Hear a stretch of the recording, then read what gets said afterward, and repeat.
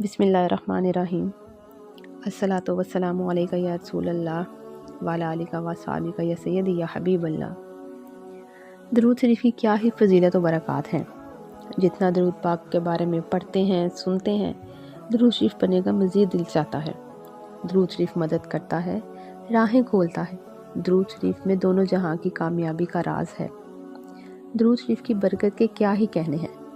ये वो अमल है जो हर हाल में कबूल है। चलिए दरूद शरीफ की करामत का एक वाक़या है वो बताते हैं।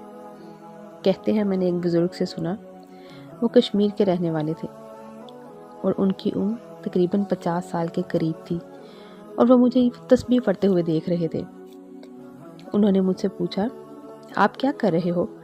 मैंने उन्हें बताया कि मैं दरूद पाक पढ़ रहा हूँ।